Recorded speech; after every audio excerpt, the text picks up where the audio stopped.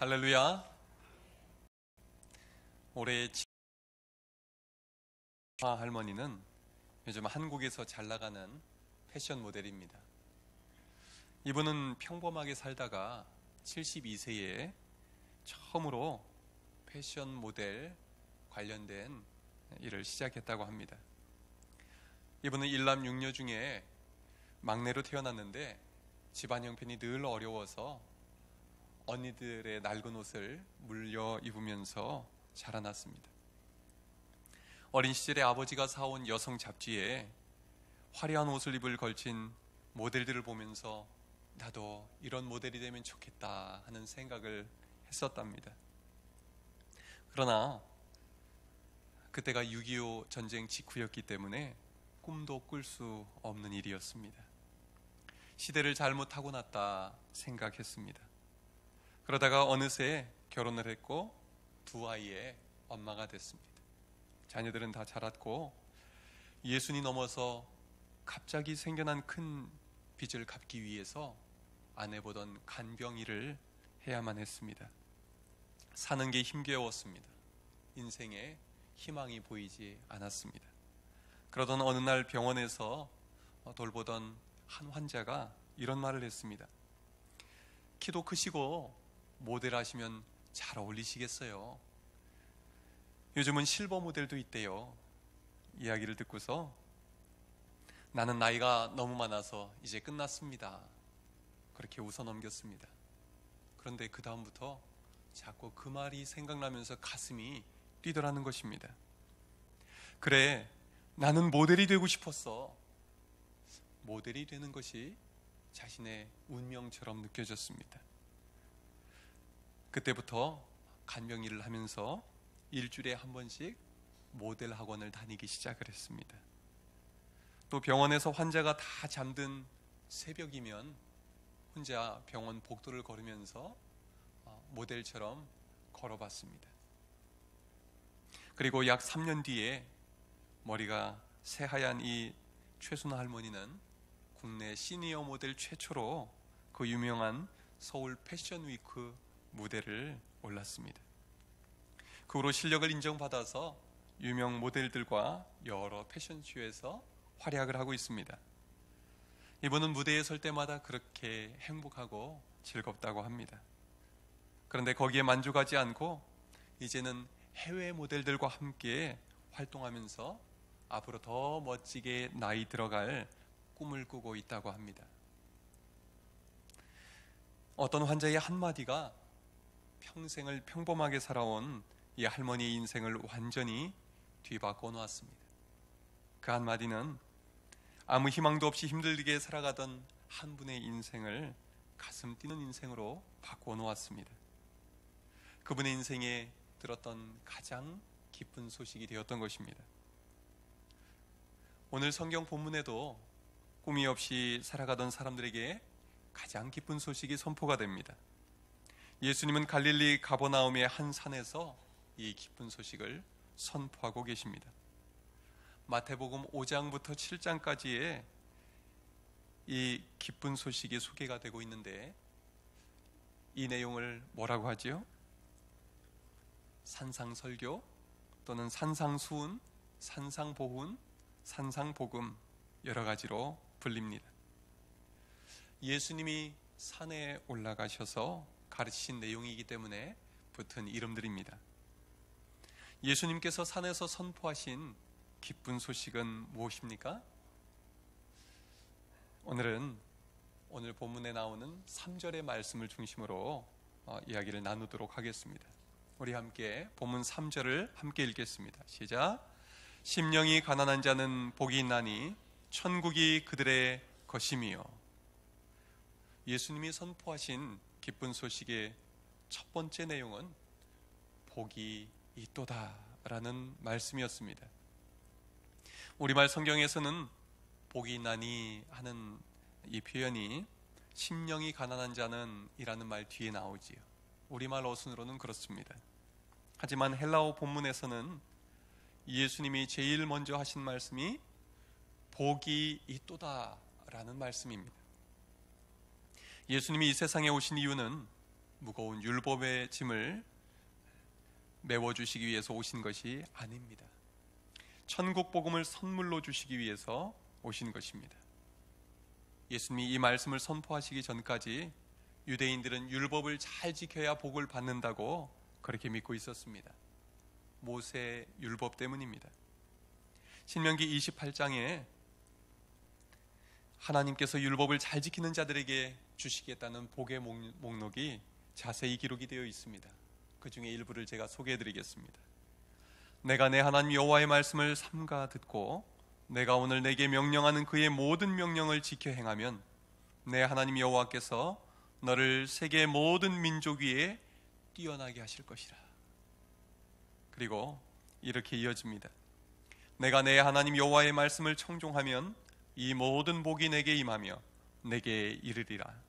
내가 성읍에서도 복을 받고 들판에서도 복을 받을 것이며 내 몸의 자녀와 내 토지의 소산과 내 짐승의 새끼가 복을 받을 것이며 내가 들어와도 복을 받고 나가도 복을 받을 것이니라. 내가 많은 민족에게 구워줄지라도 너는 꾸지 아니할 것이요 여호와께서 너를 머리가 되고 꼬리가 되지 않게 하시며 위에만 있고 아래에 있지 않게 하시리라. 하나님은 율법을 잘 지키는 자들에게 이 모든 복을 주시겠다고 약속하셨습니다. 여러분도 이런 복을 받고 싶으시죠? 받고 싶은 분이 없습니까? 그런데 신명기 28장 15절 이하에서는 율법을 지키지 않으면 하나님이 내려주신 그 모든 복을 거둬가시겠다고 말씀하십니다. 거기에다가 온갖 재앙을 쏟아 부으시겠다고 말씀합니다. 율법을 잘 지킬 때 부어주시겠다고 약속하신 복의 내용보다 율법을 지키지 않을 때 쏟아 부으실 저주의 내용이 무려 3배나 더 많습니다. 참 불편하고 무서운 말씀입니다. 그래서 그런지 유대 백성들은 율법을 철저히 지키기 위해서 노력했습니다. 복을 받기 위해서 율법을 지켰고 또한 재앙을 받지 않기 위해서라도 율법을 엄격하게 지키기 위해서 애썼습니다. 그러나 그런 모든 노력은 헛된 것이었습니다. 마태복음 23장에서 예수님은 서기관과 바리새인들이 모세의 자리에 앉아서 자기들은 말만 하고 행하지 않는다고, 그리고 율법의 무거운 짐을 사람들의 어깨에 지우고 있다고 책망하셨습니다. 또한 그들이 천국문을 사람들 앞에서 닫고 자신들도 들어가지 않고 들어가려 하는 자들도 들어가지 못하게 막고 있다고 야단치셨습니다. 유대인들은 나름대로 최선을 다해서 율법을 지키고자 했지만 율법을 다 지킬 수가 없었습니다. 그래서 당시 사람들에게는 율법의 짐이 너무 무거웠습니다. 율법을 잘 지켜서 구원받을 수 있는 사람은 아무도 없습니다. 율법을 잘 지켜서 복을 받을 수 있는 사람도 아무도 없었습니다. 서기관들과 바리새인들은 겉으로는 잘 지키는 척하면서 자기 자신을 보기 좋게 포장했지만 속은 썩은 냄새가 나는 회칠한 무덤과 같다고 우리 주님이 말씀하셨습니다. 이렇게 율법에 온전히 헌신한 바리새인들과 서기관들이 그렇다면 일반 사람들은 오죽했겠습니까? 사람이 율법을 통해서 이룰 수 있는 것은 아무것도 없었습니다. 율법은 오직 사람들이 죄인임을 깨닫게 만들어주는 무거운 짐과 같았습니다. 그런 사람들에게 예수님이 선포하십니다. 복이 있도다. 율법을 잘 지켜서 복이 있다는 말씀이 아닙니다. 여기에는 다른 아무 조건도 붙이지 않으셨습니다. 예수님은 자신 앞에 있는 무리들에게 선포하십니다. 특별히 예수님 앞에 나온 제자들에게 선포하시는 것입니다. 복이 있도다. 제자들은 율법을 잘 지켜서 뽑힌 사람들이 아닙니다. 예수님이 먼저 찾아가셔서 부르신 사람들입니다. 그들은 회개하라, 천국이 가까이 왔다, 나를 따라오너라 하는 말씀을 들었을 때 예수님을 구세주로 믿고 따라 나선 사람들이었습니다. 제자들은 예수님이 값없이 베풀어 주신 은혜를 거저 받아들인 사람들이었습니다. 예수님이 선포하신 천국 복음을 믿고 받아들인 자는 누구든지 천국 백성이 되게 해주신 것입니다. 그들은 복 있는 사람들이 된 것입니다. 이사야 55장 1절에서 하나님은 이렇게 말씀하십니다. 너희 모든 목마른 자들아 물로 나오라. 돈 없는 자도 오라. 너희는 와서 사 먹되 돈 없이 값없이 와서 포도주와 젖을 사라. 공짜로 먹으라는 것입니다. 요한계시록 22장 17절에서 또 이렇게 말씀하십니다. 듣는 자도 오라 할 것이요 목마른 자도 올 것이요 또 원하는 자는 값없이 생명수를 받으라. 천국 백성이 되기 위해서 우리가 치러야 할 모든 대가는 예수님이 이미 십자가 위에서 다 치러주셨습니다. 우리는 주님의 초대를 믿음으로 받아들이기만 하면 됩니다. 주님이 주시는 구원의 선물을 믿음으로 받아들이는 사람이 복이 있는 사람입니다. 예수님의 제자들처럼 말입니다. 어제 마음에 자꾸 떠오르는 분이 한 분 있어서 찾아가게 되었습니다. 교회 나오다가 요즘은 개인 사정으로 잘 나오지 못하고 있는 분이었습니다. 이런저런 이야기를 나누던 중에 그분이 이런 이야기를 합니다. 목사님, 제가 얼마 전부터 여러모로 힘들었는데 그 시작이 제가 교회에 나오지 않게 된 그때부터인 것 같습니다. 하나님께 벌 받는 거 아닌가 하는 생각도 들었습니다. 그 이야기를 들으면서 저는 하나님이 그분을 참 사랑하신다는 마음이 들었습니다. 그래서 이렇게 말씀해 드렸습니다. 하나님이 성도님을 참 사랑하신다는 마음이 듭니다. 우리는 하나님을 가까이 하고 하나님 안에 머물 때 행복하게 살도록 지음받았습니다. 그런데 우리가 하나님으로부터 멀어지면 여러 가지 문제가 생기기 시작합니다. 그것은 하나님이 벌 주시는 것이 아니라 우리를 사랑하시기 때문에 우리를 다시 돌아오라고 부르시는 표시입니다. 정말 그렇지요? 우리가 하나님으로부터 멀어질 때 우리를 사랑하시는 하나님은 우리를 다시 가까이 돌아오라고 여러 가지 신호를 보내십니다. 그런데 하나님이 부르실 때 어떤 사람들은 알아채지 못하고 하나님으로부터 더 멀어집니다. 그리고 점점 더 어려운 상황으로 빠져들지요. 그런데 하나님이 부르실 때 금방 알아채는 사람이 있습니다. 이런 분들은 하나님 앞에 빨리 돌아옵니다. 빨리 알아듣고 돌아오는 그 사람이 복 있는 사람입니다. 그래서 제가 그분께 말씀드렸습니다.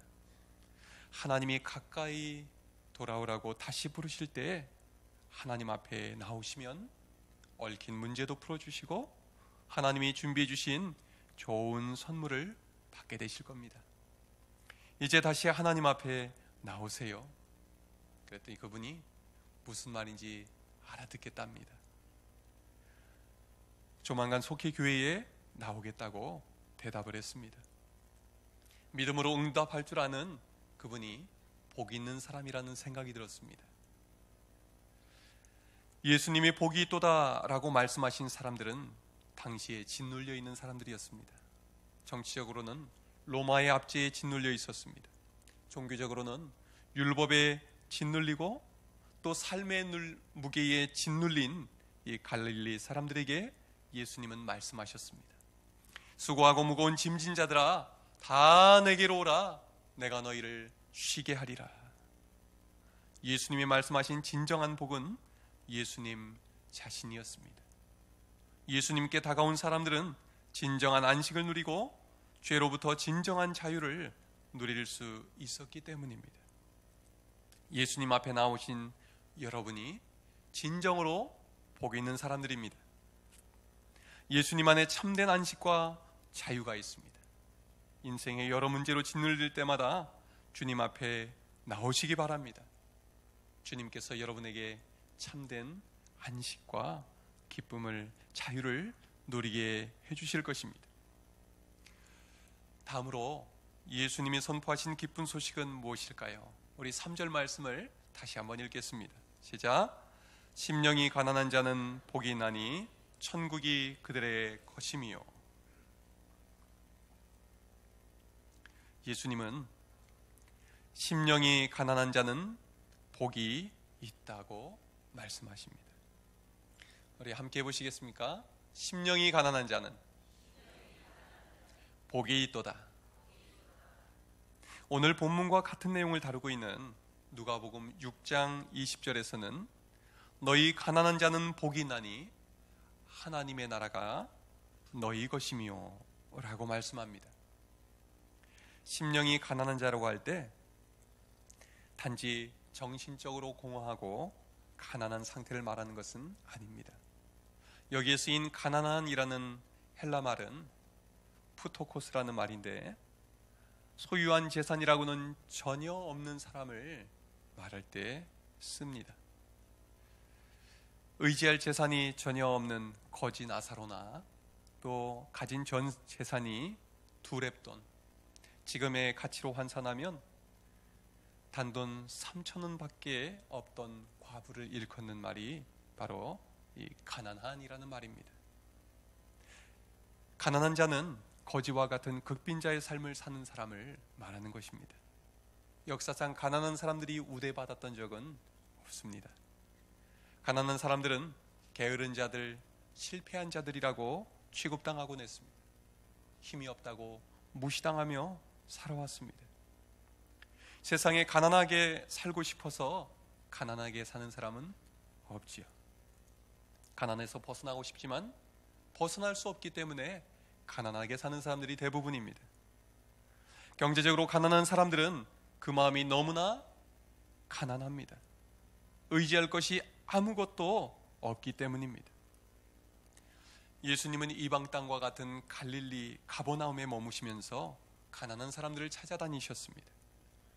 예수님이 찾아다니시면서 제일 먼저 천국 복음을 선포하신 대상은 각종 병에 걸려서 고통당하는 자, 귀신 들린 자, 간질하는 자, 중풍병자들이었습니다. 그들은 경제적으로도 그 사회에서 최하층민들이었습니다. 예수님은 왜 그들에게 가장 먼저 찾아가셨을까요? 그들은 하나님의 사랑이 가장 절실하게 필요한 사람들이었기 때문입니다. 하나님이 도와주시지 않으면 아무도 도와줄 수 있는 사람이 없는 사람들이었기 때문입니다. 예수님 당시에는 율법을 잘 지킨 사람들이 물질적인 복을 받는다고 여겨졌기 때문에 가난과 질병은 일종의 저주와 재앙으로 여겨졌습니다. 그러나 아무도 돌아보지 않는 사람들, 가족들마저도 포기한 그 사람들을 하나님은 사랑하셨습니다. 하나님 말고는 아무것도 의지할 것이 없는 사람들을 하나님은 가장 먼저 사랑해 주신 것입니다. 그렇다고 가난한 사람은 누구나 자동적으로 복 있는 사람이 되는 것은 아닙니다. 하나님이 세상을 이처럼 사랑하사 독생자를 주셨으니, 그 다음 무엇입니까? 이는 그를 믿는 자마다 영생을 얻게 하려 하심이라. 예수님은 예루살렘 사람들이 아니라 이방인과 같은 갈릴리 사람들에게 가장 먼저 찾아가셨습니다. 그 중에서도 가난한 갈릴리 사람들에게 가장 먼저 천국 복음을 들려주셨습니다. 너무 가난해서 희망 없이 사는 사람들, 아무런 꿈도 없이 사는 사람들에게 우리 주님은 말씀하십니다. 심령이 가난한 자는 복이 있도다. 가난한 상황 속에서 오직 하나님의 구원을 소망하며 의지하는 사람에게 천국의 복을 먼저 주신 것입니다. 그러므로 믿음으로 받아들이는 자에게는 가난이 도리어 복이 된 것입니다. 가난한 자들이 복이 있다. 예수님의 이 말씀은 그때까지 사람들이 가지고 있었던 모든 상식과 가치관을 완전히 뒤집어 놓는 말씀이었습니다. 그 말씀은 구약의 율법적인 신앙관을 뛰어넘게 만드는 말씀이었습니다. 예수님은 부자와 나사로 이야기를 통해서 이 말씀을 풀어주셨습니다. 이 세상에서 아무리 가난해도 하나님을 믿고 의지하고 산 사람은 천국에 들어가게 된다. 그러나 이 땅에서 아무리 부자로 살아도 하나님을 믿지 않고 의지하지 않는 사람은 지옥의 산만이 기다리고 있다. 부자와 나사로는 세상에서의 삶과 천국에서의 삶이 완전히 바뀌어 버렸습니다. 그런데 부자와 나사로 이야기는 한 가지 의문을 갖게 만듭니다. 천국은 가난한 사람만 가고 부자는 갈 수 없는 곳입니까? 그렇지 않습니다. 심령이 가난한 사람은 오직 하나님의 도우심만으로 살아갈 수 있음을 전인적으로 고백하는 사람입니다. 자기의 가진 것이 많고 적음에 연연하지 않는 사람들을 말합니다. 그가 만일 가난한 사람이라면 자신이 가난하다는 사실 때문에 불행해하고 비참해하지 않습니다. 천국의 소망이 있기 때문입니다. 그래서 도리어 궁핍한중에도 나눌 줄 알고 천국의 소망을 가지고 기쁨으로 이 땅에서 살게 되는 것입니다. 그러면 부자도 심령이 가난한 사람이 될 수 있을까요? 그렇습니다. 심령이 가난한 사람은 자신이 가지고 있는 것을 의지하는 사람이 아닙니다. 그가 부유한 사람이라면 자신이 가진 것 때문에 우쭐대지 않습니다. 그 모든 것이 하나님이 주셨음을 믿기 때문입니다. 그는 돈을 벌어도 하나님 나라 위해서 벌고 돈을 써도 하나님 나라 위해서 쓸 줄 아는 사람입니다. 하나님의 나라는 눈에 보이는 나라가 아닙니다. 그것은 하나님의 다스리심, 하나님의 통치를 말합니다. 온 세상을 창조하시고 다스리시는 하나님이 우리의 마음을 다스려 주실 때 우리에게 진정한 평화가 임합니다. 하나님이 우리의 가정을 다스려 주실 때 우리의 가정에 평화가 임합니다. 하나님이 우리의 직장과 사업장을 다스려 주실 때 모든 일이 잘 풀릴 수가 있습니다. 내 힘으로 아무리 힘써도 풀리지 않는 문제들, 풀어보려 할수록 더 얽히는 문제들을 하나님이 풀어주시면 쉽게 풀릴 수가 있는 것입니다. 어제 저녁에 마음에 떠오르는 분이 또 한 분이 있었습니다. 그분은 제가 전도하기 위해서 종종 찾아가는 분입니다. 참 열심히 사는 분입니다. 예전엔 교회를 열심히 다니다가 교회 다니지 않은 지 몇 년 되었다고 합니다. 어제 저녁에 교육자들과 저녁 식사하고 교회로 돌아오는 길에 문득 그분을 꼭 찾아가라고 하나님이 말씀하시는 것 같았습니다. 그래서 찾아갔습니다. 이런저런 이야기를 나누다가 제 마음에 있는 생각을 나누었습니다. 하나님이 사장님을 정말 많이 사랑하십니다. 그리고 하나님이 우리 사장님이 하나님 앞에 돌아오기를 오랫동안 기다리셨습니다. 예수님 믿는 사람은 예배하는 자리에 있어야 되잖아요. 하나님 앞에 나오시면 많이 위로해 주실 것입니다. 하나님 앞에 나오시면 하나님이 힘을 주실 것입니다. 예배에 꼭 나오세요. 그랬더니 그분이 고개를 끄덕거리면서 조만간 교회 나가겠습니다 말씀하시더라고요. 요즘 하나님께서 저에게 심령이 가난한 분들을 자꾸 만나게 해주십니다. 상황은 다르지만 공통점은 그분들 마음이 갈급하다는 것입니다. 나름대로 최선을 다해서 열심히 사는데 자신이 계획한 대로 되지 않습니다. 자기 뜻대로 일이 풀려가지를 않습니다. 그래서 힘들어합니다.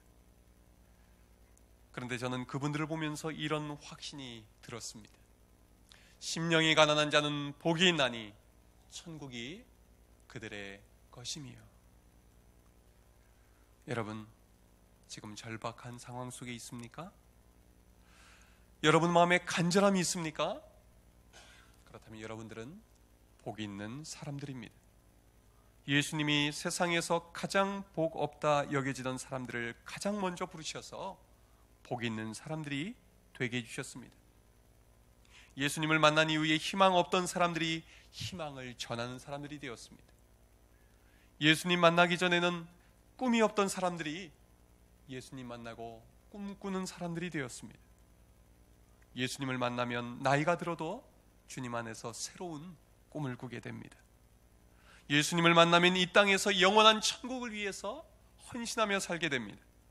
예수님을 만나면 동네에서 땅끝까지 온 세상을 품고 기도하면서 복음의 증인으로 살아가게 됩니다. 예수님을 만나면 세상이 줄 수 없는 복이 있는 사람이 되는 것입니다. 여러분, 여러분의 마음을 하나님께 내어드리시기 바랍니다. 하나님을 여러분의 삶의 주인으로 모셔드리기를 바랍니다. 여러분의 자신과 여러분의 환경을 다스려 달라고 기도하시기 바랍니다. 주님이 말씀하신 대로 천국이 여러분의 것이 될 것입니다. 여러분이 이 땅에서 천국의 기쁨을 누리는 주인공이 될 것입니다. 기도하겠습니다.